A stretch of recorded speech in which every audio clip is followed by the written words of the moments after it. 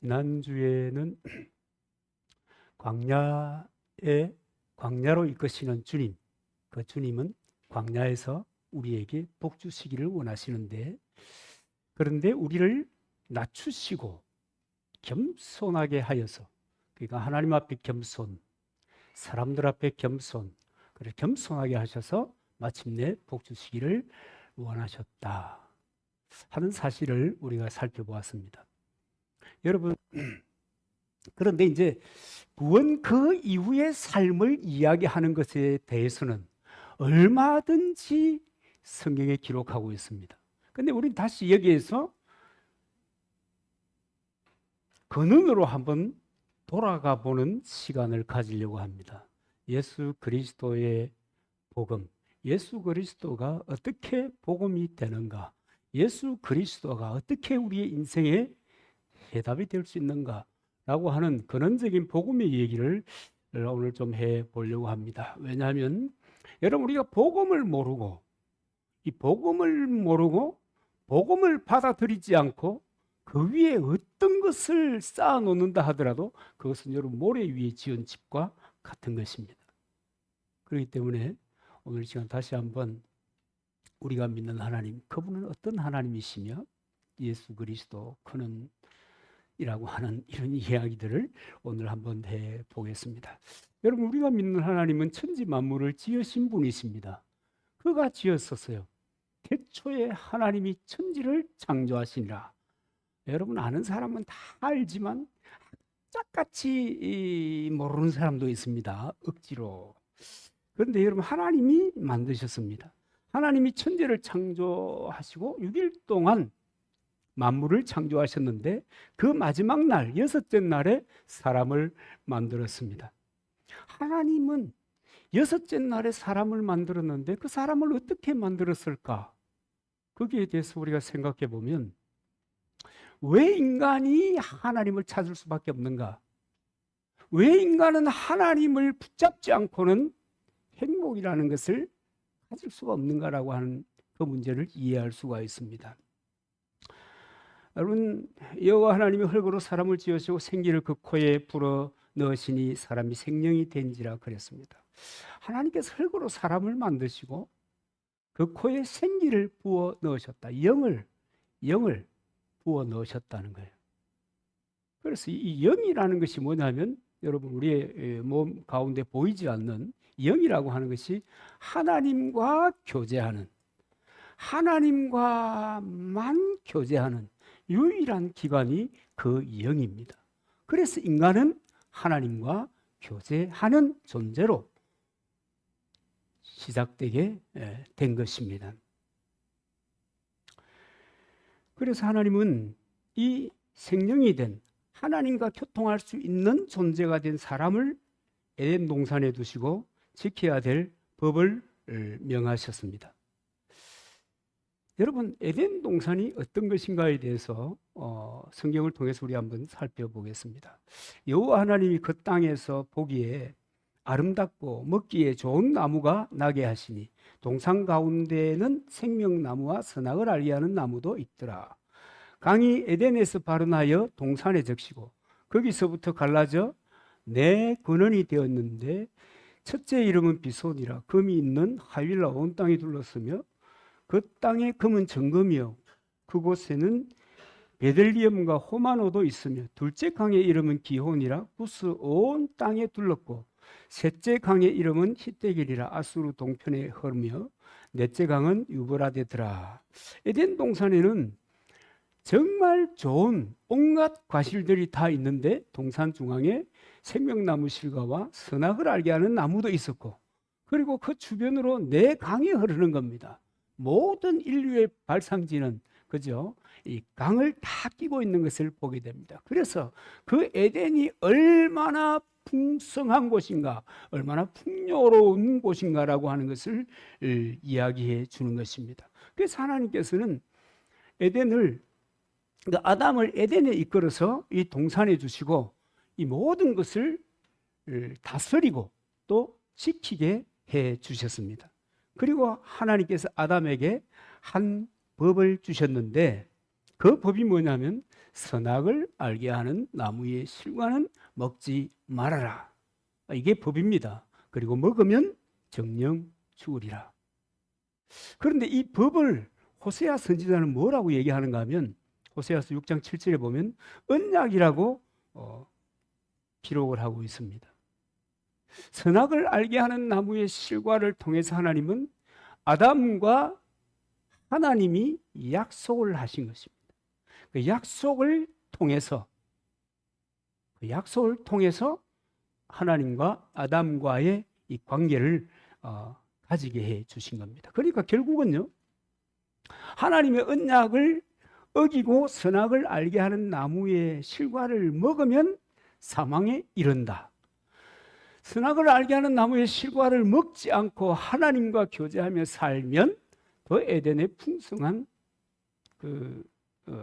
행복을 누리게 된다. 이 선택 가운데 서게 된 것입니다. 자, 그러면 여러분, 아담이 어떤 길을 선택했을까요? 여기에 사단이 등장하는데 뱀으로 오지 않습니까? 와서 하와에게 유혹을 합니다. 먹으면 선악을 알게 하는 나무를 실과를 먹으면 죽는다고 했지. 근데 절대로 죽지 않아. 어떻게 되었을까요? 그 이야기를 듣고 하와는 넘어지게 되고 또 하와가 남편을 또 넘어지게 합니다. 그래서 아담은 결국은 이 선악을 알게 하는 나무를 먹고 하나님의 언약을 파기하게 되는 것입니다. 그런데 이 언약을 파기한 이 아담과 하와의 이야기를 호세아 선지자가 활동하던 시절에 이 호세아가 하나님을 배신하고 자기 맘대로 살아가는 사람들을 지칭하기를 저희는 아담처럼 언약을 어기고 이렇게 정언하는 것을 보게 됩니다.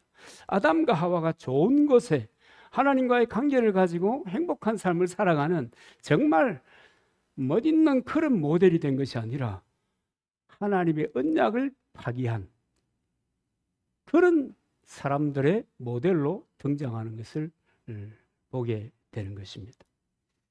그러면 여러분, 하나님을 언약을 어긴 아담과 하와는 어떻게 되었을까? 그럴 때 우리는 너무 잘 알고 있습니다. 에덴 동산에서 쫓겨나죠. 그리고 사는 것이 고생인, 그야말로 고생의 세월을 살아가게 되는 것입니다. 그래서 창세기에 보면 너는 흙이니 흙으로 돌아갈지니라 그렇게 얘기합니다. 이 말은 뭐냐면 창세기 2장 17절에 있는 정령 죽으리라고 하는 언약대로 하나님께서 불순종한 아담을 사망에 이르게 했다라고 하는 것입니다. 그뿐만 아니라 아담의 불순종으로 인해서 모든 사람이 죄인 되었습니다. 그것을 로마서에 보면은 이렇게 표현하고 있습니다.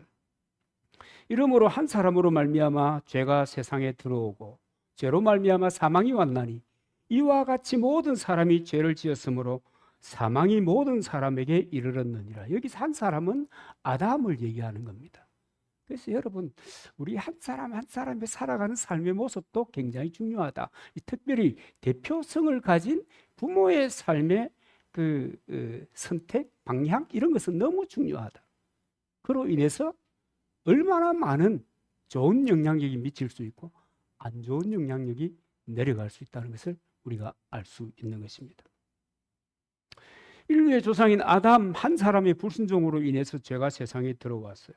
그 죄로 인하여 모든 사람이 사망에 이르게 된 것입니다. 그래서 로마서 3장 23절에 보면 모든 사람이 죄를 범하였기 때문에 하나님의 영광에 이르지 못했다. 아담이 범죄함으로 인해서 하나님과의 관계가 영의 관계가 영적인 관계가 끝이 나버린 겁니다. 하나님의 영광에 이르지 못했다. 하나님과의 교제가 단절되었다. 그것을 성경은 죽음이라고 얘기합니다. 그렇다고 하면 정말로 모든 사람이 죄를 짓고 있을까?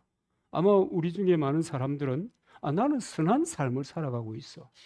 그래서 나는 내가 선택하는 그 모든 것이 나는 최선을 다해서 다른 사람을 위해서 선하게 난 천사 같은 사람이라고 사람들이 이야기하고 있단 말이야.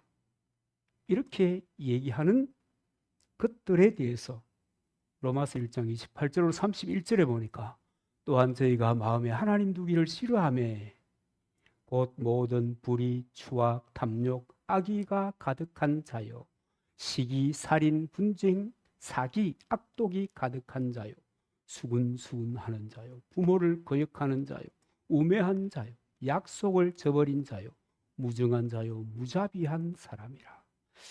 그래서 아무리 착하게 산 사람이라도 여러분 이런 범주에서 벗어날 수가 없는 거예요. 뭐냐면 하나님을 자기 마음에 두기를 싫어했기 때문에 이 본능적으로 죄 아래 놓이게 되고 죄와 더불어 살게 된다는 거예요.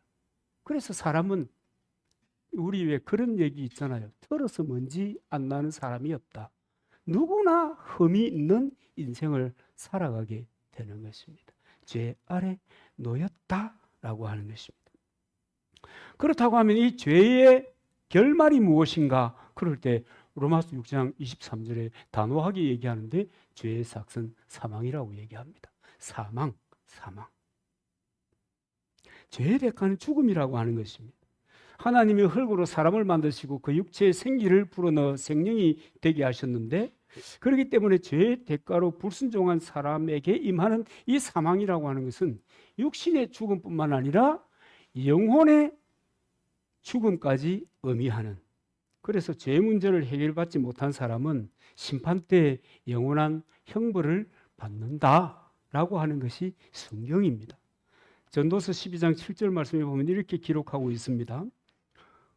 흙은 여전히 땅으로 돌아가고 신은 그 주신 하나님께로 돌아가기 전에 기억하라. 여기서 흙은 사람의 육체를 얘기하는 거고요. 신은 영을 얘기하는 겁니다. 그런데 영이 돌아가기 전에 기억해라. 뭘 기억해라 하는가 하면 하나님의 언약을 기억해라. 특별히 하나님의 어떤 언약을 기억하라고 하는가 하면 히브리서 9장 27절에 있는 말씀입니다. 사람이 한 번 죽는 것은 당연한데 정한 것인데 그 후에는 심판이 있다 하는 것입니다. 여러분 사람은 태어남이라고 하는 것을 통해서 이 세상에 들어오게 됩니다. 그리고 죽음이라고 하는 것을 통해서 이 세상을 떠나 그 다음 세상으로 가게 되는 것입니다.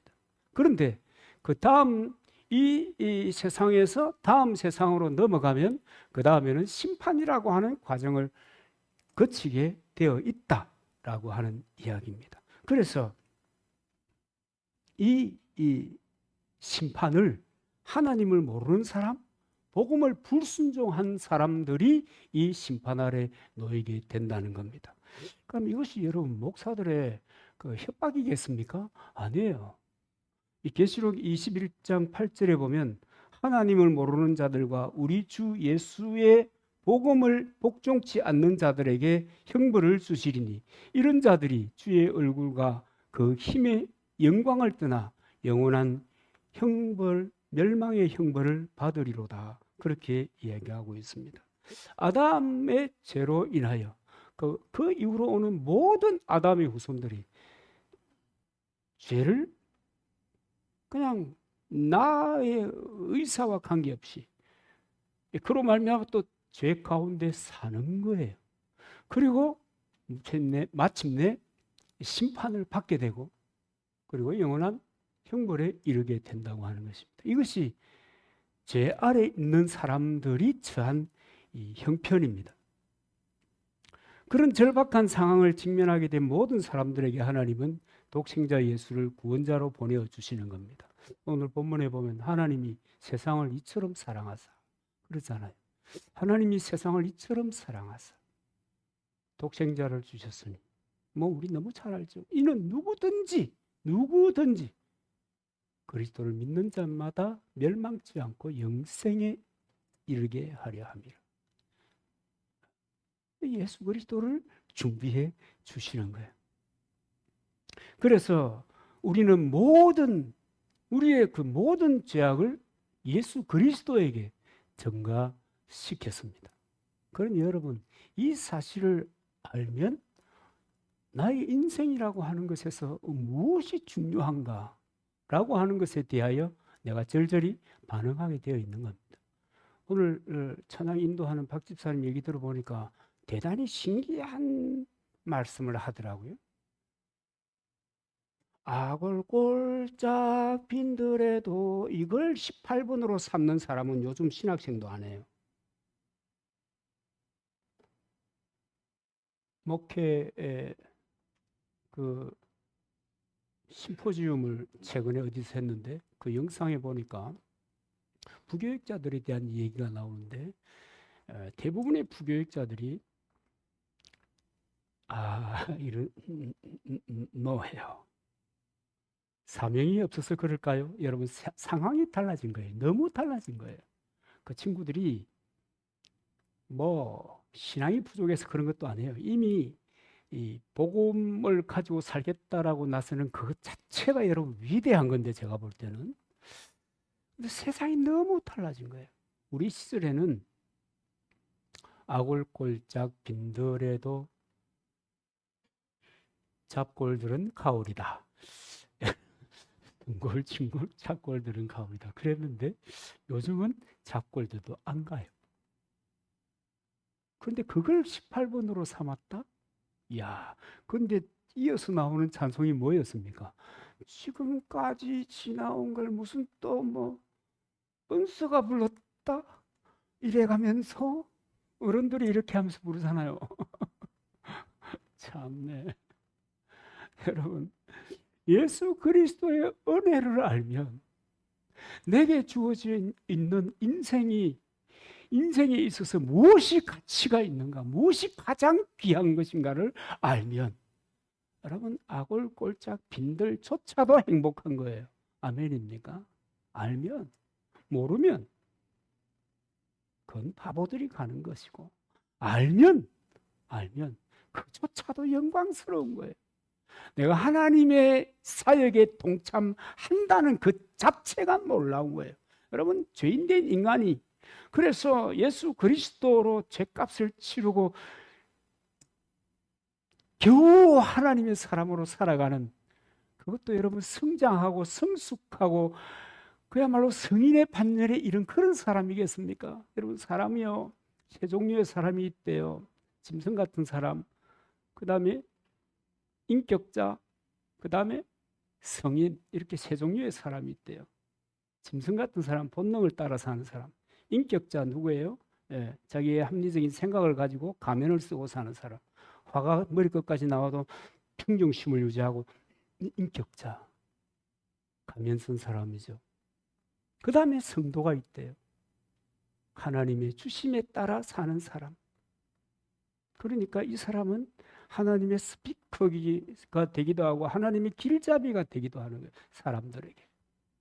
은혜를 알면, 예수 그리스도의 십자가의 진리를 깨달으면 그가 살아가는 그 모든 삶 가운데 하나님, 오직 예수 그리스도, 오직 성령 의지하며 가게 되는 것입니다. 우리 모든 죄악을, 죄의 쌌은 사망인데 내가 짊어져야 되는데 내가 피 흘리고 내가 죽어야 되는데 그리스도에게 전가시켰다고 하는 겁니다. 이사야 53장 6절에 보면 우리는 다 양 같아서 그릇 행하여 각기 제 길로 갔거늘 여호와께서 우리 무리의 죄악을 그에게, 예수 그리스도에게 담당시키셨도다. 여러분 얼마나 고마워요. 여러분 내 빚을 좀 갚아주는 사람을 만나도 여러분 가슴에 그 사람 잊을 수 있겠어요? 내가 물에 빠져서 죽을 것 같았는데 제가 그 어릴 때 그런 경험이 있거든요. 제 형님이 저 어릴 때 영도에 살았던 적이 있는데 초등학교 1학년 그 중간까지 큰 형님이 그 청학동의 그 바닷가에 지금은 다 뭐 공장들이 들어서고 막 그렇지만 떨어뜨려 놓고 쑥 빠져나오는 거예요. 수영 가르쳐 준다고 했으면서 죽을 뻔했어요. 근데 형님이 싹 구해주더라고요. 그 등에 타고 제가 나와가지고 죽을 뻔했다고. 그 기억이 평생 잊혀지겠어요? 안 잊혀져요. 내가 위기 가운데 있을 때 도움을 잊혀지겠어요? 안 잊혀져요. 그런데 내가 죽어야 될, 내가 피 흘려야 될 그 죄짐을 대신 져 주셨다. 사람 한 사람이 아니고, 어느 한 사람이 아니고, 하나님이 인간으로 오신 그분이, 하나님이신 그분이 나를 위해서 십자가를 지고 죽어주셨다. 그분이 나의 죄를 맡아주셨다. 뭐 어떻게 그것을 알고 가만히 살아요? 그렇잖아요? 그래서 고린도전서 15장 3절 4절에 보면 좀 더 구체적으로 얘기하는데, 내가 받은 것을 먼저 너희에게 전하였노니 이는 성경대로 그리스도께서 우리 죄를 위하여 죽으시고 장사 지낸 바 되었다가 성경대로 사흘 만에 다시 살아났다. 성경대로 하나님이 말씀하신 대로 그리스도께서 우리의 죄를 위해서 죽어 주셨다. 대속의 죽음을 죽어 주신 것입니다. 그런데 이제 이 장면을 보면 늘 마음 쓰이는 것이 뭐냐면, 꼭 그렇게 하셔야 했냐? 그죠? 꼭 죄의 삭은 죽음이어야 했고, 꼭 우리의 죄를 대속하기 위해서 하나님이 인간으로 오셔서 내 죄를 위해서 피를 흘려 주셔야 했나? 여러분, 인간적으로 그런 생각이 들 때가 참 많이 있습니다. 근데 그럼에도 불구하고 하나님이 법으로 그것을 정해 놓으신 거예요. 예수님이 왜 십자가에서 피 흘려 죽지 아니하시면 안 되는가? 히브리서 9장 22절에 보니까 피 흘림이 없은즉 사함이 없느니라 그랬습니다. 죄 사함을 얻기 위해서는 피 흘림이 필요하다. 그래서 내가 흘려야 될 피를 예수 그리스도께서 흘려 주신 것입니다. 에베소서 1장 7절에 보면 우리가 그리스도 안에서 그 은혜의 풍성함을 따라 그의 피로 말미암아 구속 곧 죄사함을 받았으니, 세상 모든 사람은 예수 그리스도의 피로 말미암아 값주고 산바된, 값을 치르고 하나님의 소유가 된 그런 사람이라는 것입니다. 그래서 여러분, 이 죄사함과 구원이라고 하는 것 자체가 하나님의 선물입니다. 이 선물을 우리가 받은 거예요. 이 선물에 여러분 무게가 적지 않아요. 그렇잖아요? 이 무게가 적지 않아요. 그러면 이 선물은 세상 모든 사람에게 준비된 것이지만 예수 그리스도를 주인으로 믿는 그 사람들에게만 열려있는 한정판이다. 이 말이 됩니까? 한정적이다. 죄사함과 구원의 은총을 잊기 위한 유일한 길이 예수 그리스도, 그분을 나의 주인으로 받아들이는 겁니다. 여러분, 나의 주인으로 받아들이는 거예요. 여러분, 주인이 여러분 누구예요? 내 심령의 왕이 누구예요? 여러분은 누구의 지배를 받고 누구의 인도를 받고 사는 거예요? 여러분, 예수 그리스도가 여러분의 주인입니까? 주인으로 맞이한 사람들이 이 제사함과 구원의 은총을 누리게 되는 것입니다. 그래서 여러분, 이 한정판이라고 저는 얘기해요. 이 한정판이다. 모든 사람을 위해서 어마어마하게 준비된 것이지만 조건이 있는 한정판이다.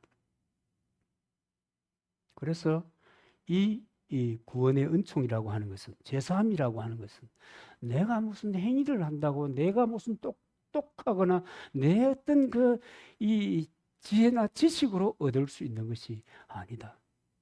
선물입니다. 선물. 받아들이는 자에게 주는 선물입니다.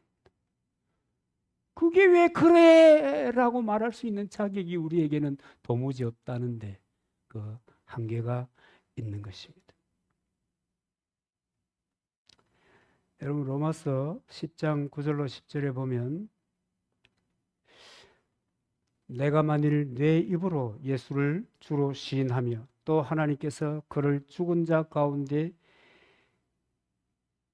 다시 살리신 것을 내 마음에 믿으면 구원을 얻으리니 사람이 마음으로 믿어 의에 이르고 입으로 신하여 구원에 이르느니라.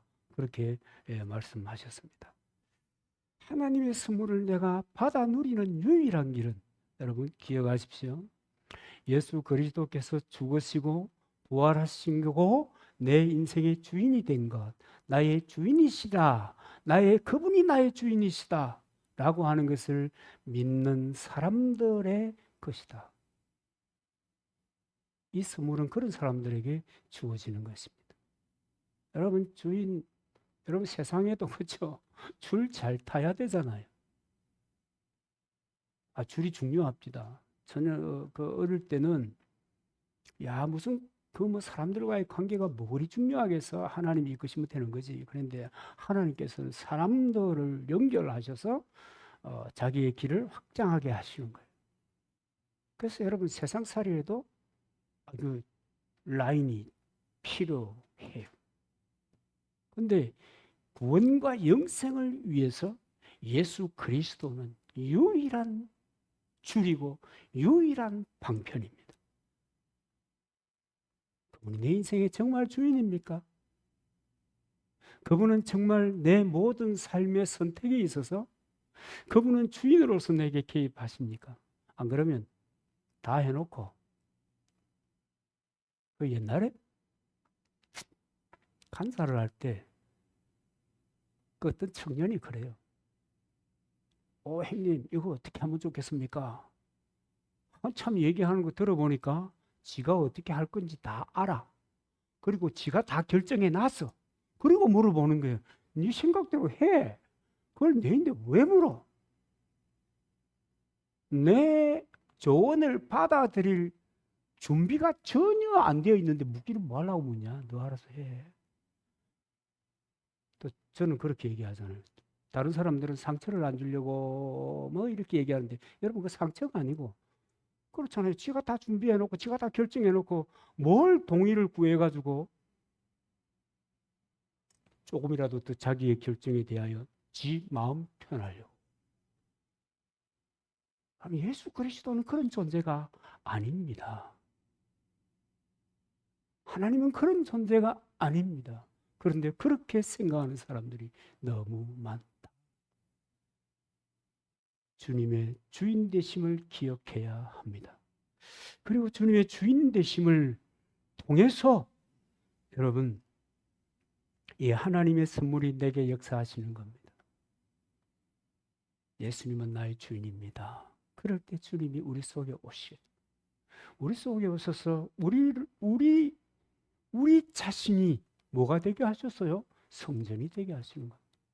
그런데 그 성전이 성전 되기 위해서 주인으로 영접한 그 그리스도가 내 인생의 주인으로 살게 해야 되는 것입니다. 그것이 뭡니까? 선택을 그분에게 맡기는 겁니다. 내가 선택하는 거 아니에요. 내가 이 생각 저 생각 해가지고 하는 거 아니에요. 여러분 저도 생각이 참 많은 사람이거든요. 그러니까 그죠? 생각이 참 많은데 내 생각이라고 하는 것이 언제나 난간에 봉착합니다. 여러분 한번 그 가보면 내 생각이라는 것은 늘 난간에 봉착해. 내가 옳다고 그냥 그분이 마음속에서라도 기도할 때 야 이렇게 얘기 안 하더라도 내 양심을 통해서 이렇게 권할 때 내가 그것을 선택하지 않고 내가 원하는 것을 선택했을 때 그 부대낌이라는 것은 말로도 알 수 없거든요. 그리스도 그가 우리의 주인으로 받아들일 때 여러분 마음으로 믿고 예수님을 나의 주인으로 시인하는 그 선택을 통해서 하나님의 선물을 받아 누리고 여러분 이것을 선택하는 것이 인생이 할 수 있는 가장 위대한 선택입니다. 저는 그렇게 생각합니다. 예수 그리스도를 내 인생의 주인으로 받아들이는 이 선택이 인간이 할 수 있는 가장 위대한 선택. 다른 것은 여러분 별로 하지 않아요. 그리고 살아가면서 그리스도인으로 살아가면서 하나님의 언약을 따라 살아가는 그거 삶이 어떤 상황이든지 어떤 길이든지 주님이 이끄심을 따라 살아가는 그것이, 표현을 바꿔볼게요. 말씀과 성령의 인도를 쫓아 살아가는 그것이 내 삶을 살아가는 과정에 있는 가장 위대한 선택이라는 것을 여러분 우리는 알아야 될 줄로 믿습니다. 그럴 때 여러분 하나님께서 우리에게 이 행복이라고 하는 것을 주시는 겁니다. 에덴의 그 근원적으로 누릴 수 있는 그 행복을 회복하는 거예요. 여러분 세상에 무엇을 가져야 여러분 행복할 수 있겠습니까? 여러분 어떻게 하면 여러분이 행복한 삶을 살아갈 수 있겠습니까?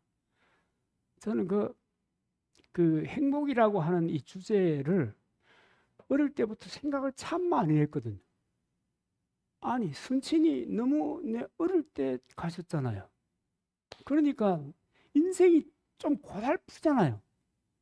뭘 하고 싶은데 아버지가 좀 딱 스포트 해주면 참 좋은데, 좀 은혼 상대자가 돼주면 좋은데, 그러니까 야, 내 인생은 왜 이렇게 안 행복하냐? 여러분 어때요? 여러분 인생 행복하십니까? 그리스도 안에 있으면 행복이 있습니다. 이건 이 소유 또는 뭐 건강 또는 무슨 환경이 뭐 어떻게 잘 풀려가지고 이렇게 한다고 해서 행복이 찾아오는 게 아니에요. 기분이 잠깐 좋은 거예요. 기분이 그냥 잠깐 좋은 그뿐이에요. 이어져나요? 안 이어져요. 예수 그리스도 그를 영접하고 그분의 말씀을 따라 그분의 성령의 인도를 따라 그냥 묵묵히 살아가는 거예요. 이게 무슨 요란한 삶도 아니에요. 무슨 요란한 삶을 살겠어요. 그냥 묵묵히 그 말씀과 성령의 인도를 따라서 살아가는 거예요. 그 살아갈 수 있는 것이 왜냐 하고 생각해 보면 주님이 말할 수 없는 행복을 주신다. 그 행복에 겨워서 살아가게 되는 것입니다. 하나님은 우리를 사랑하셔서 아무도 멸망치 않고 영생을 얻게 하시려고 독생자 예수 그리스도를 이 땅에 보내셔서 십자가에 피 흘려 죽게 하신 것입니다.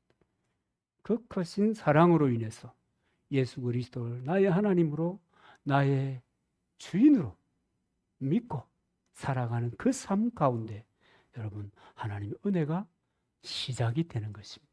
그런데 귀한 것을 받아가지고 귀한 것을 받아가지고 그것이 귀한 줄 모르고 살아간다고 하면 여러분 이것처럼 참 안타까운 일이 없습니다.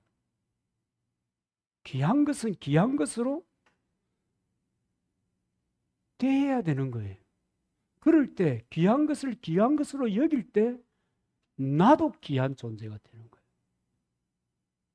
저는 최근에 죽었는가 싶었던 사람을 만났어요.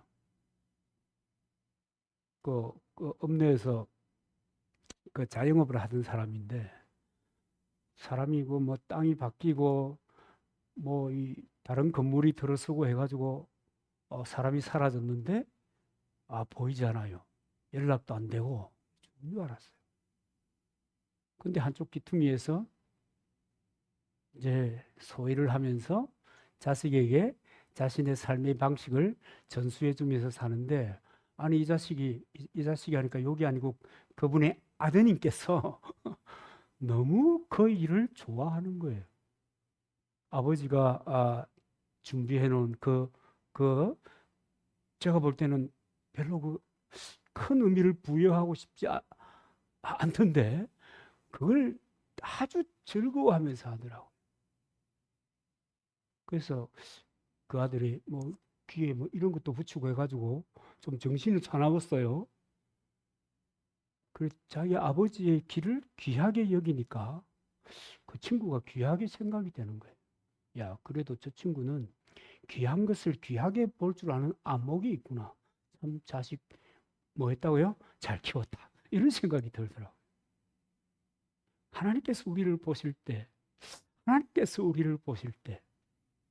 어떻게 보실까? 하나님이 다윗을 보고 내 마음이 합한 사람이다. 여러분, 합한 사람이라는 말의 속뜻이 뭐냐면요, 하나님과 친밀한 사람이라는 뜻이에요. 하나님과 교제 가운데 있는 친밀한, 영이 살아있는 그런 존재라는 말이에요. 왜 오늘 이 원초적인 복음의 이야기를 하는가 하면, 여러분, 우리는 하나님과 교제하기 위해서 부름받은 사람들입니다. 하나님과 교제함으로 그분의 말씀을 존중하여 살아가는 것. 그 인생의 길에 하나님이 함께 하시고 하나님이 책임지시고 하나님이 인도해 주시는 것입니다. 이 복음의 영광이, 여러분, 복음이 그냥 그게 아니에요. 영광스러움으로 점점점 큰 쓰나미처럼 다가오게 되는 거예요. 아멘입니까? 그렇게 다가오는 거예요. 이게 복음의 영향력입니다. 이 은혜를 여러분 누리시기를 바라고, 그래서 우리가 이 세상에 살 동안에 잘 준비된 성도가 되어서 마침내 천국에 이룰 수 있게 되기를 주님의 이름으로 축복합니다.